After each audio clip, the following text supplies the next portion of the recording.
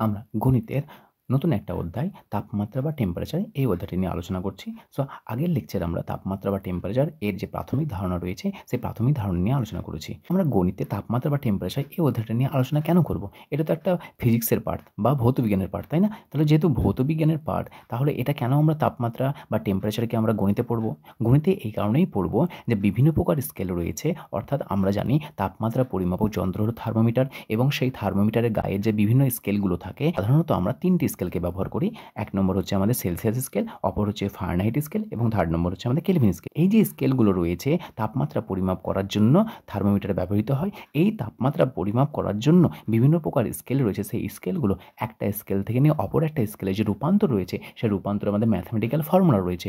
সেই ফর্মুলার সাহায্যে আমাদের তাপমাত্রা দেওয়া থাকবে সেলসিয়াস স্কেলে, সেটা আমাদের কনভার্ট করতে হবে ফারেনহাইট স্কেলে। আবার ফারেনহাইট স্কেলে তাপমাত্রা দেওয়া থাকবে, সেটা কনভার্ট করতে হবে বা রূপান্তর করতে হবে সেলসিয়াস স্কেলে। অনুরূপভাবে সেলসিয়াস স্কেলে দেওয়া থাকবে তাপমাত্রা, সেটা আমাদের কেলভিন স্কেলে পরিবর্তন করতে হবে। আবার কেলভিন স্কেলে দেওয়া থাকবে তাপমাত্রা, সেটা আমরা পরিবর্তন করব সেলসিয়াস স্কেলে। এই সকল পরিবর্তনের জন্যই আমরা তাপমাত্রা বা টেম্পারেচার যে ম্যাথমেটিক্যাল ফর্মুলা রয়েছে সেই ফর্মুলাগুলো শেখার জন্যই এই অধ্যায়টি আমাদের প্রয়োজন।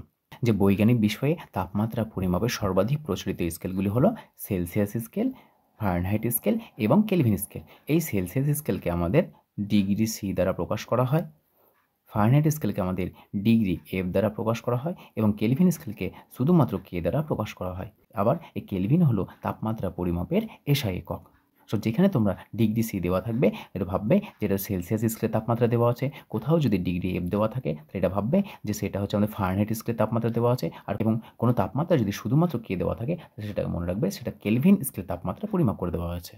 তাপমাত্রার রূপান্তর অর্থাৎ এক স্কেল থেকে অপর একটি স্কেলে রূপান্তর। সো এর আগের লেকচারগুলিতে আমরা সেলসিয়াস স্কেল থেকে ফারেনহাইট স্কেলে রূপান্তর, ফারেনহাইট স্কেল থেকে সেলসিয়াস স্কেলে রূপান্তর এবং সর্বশেষ লেকচারে সেলসিয়াস স্কেল থেকে কেলভিন স্কেলে কীভাবে রূপান্তর করতে হয় সেই বিষয় নিয়ে আলোচনা করেছি।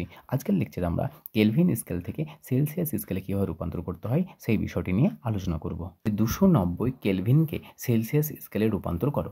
তাহলে যেহেতু আমরা কেলভিন থেকে সেলসিয়াসে রূপান্তর করব, তো কেলভিন আর সেলসিয়াসের মধ্যে যে সম্পর্ক রয়েছে সেই সম্পর্কের সাহায্যে আমরা কেলভিনের মান বসাবো, নিয়ে সেলসিয়াসের মানটা নির্ণয় করব। তো আমরা জানি দেখো যে কেলভিন সমান ডিগ্রি সেলসিয়াস প্লাস 273.15। এটা হলো আমাদের নির্ণয়ের সম্পর্ক কেলভিন এবং সেলসিয়াসের মধ্যে। যেহেতু আমাদের কেলভিনের মান দেওয়া আছে, সেলসিয়াস স্কেলে নির্ণয় করতে বলেছে, তাহলে এটাকে সেলসিয়াসকে কেলভিনের আকারে রূপান্তর করানো। তাহলে সেলসিয়াসকে কেলভিনের আকারে রূপান্তর করলে আসবে আমাদের ডিগ্রি সেলসিয়াস সমান কেলভিন মাইনাস 273.15। তাহলে এটা হচ্ছে আমাদের নির্ণয় সম্পর্ক। এই নির্ণয় সম্পর্কে কেলভিনের মান বসিয়ে দাও, তাহলে ডিগ্রি সেলসিয়াসের মান পেয়ে যাবে। তাহলে দেখো 290কে মানে কেলভিনের মান দেওয়া আছে কত আমাদের, কেলভিন স্কেলে পরিমাপ দিয়েছে 290। তাহলে এখানে কেলভিনের মানটা বসিয়ে দাও, সেটা আসছে আমাদের 290 মাইনাস 270.15। যদি এটাকে বিয়োগ করা হয়, বিয়োগ করলে পাবো আমরা 16.85। অর্থাৎ বিয়োগ করুন পাশে বিয়োগ করুন না, যে 290 কিছু নেই মানে 00 দশমিকের পরে, তারপর রয়েছে আমাদের 273.15। তাহলে মাইনাস করো, 5 আছে কয় 10, 5-এ 10, হাতে 1, 2 আছে কয় 10, 8-এ 10, হাতে 1, 4 আছে কয় 10, 6-এ 10, হাতে 1, 7 আর 8, 8 আছে কয় 9, 1-এ 9। তাহলে দেখো আমরা কত 2 দিয়ে মিলে 0, তো 16.85। তাহলে 16.85 কি পেলাম, ডিগ্রি সেলসিয়াস। অর্থাৎ 290 কেলভিন সমান 16.85 ডিগ্রি সেলসিয়াস। কেলভিন স্কেলে তাপমাত্রা রয়েছে 290 এবং সেলসিয়াস স্কেলে তাপমাত্রা রয়েছে 16.85।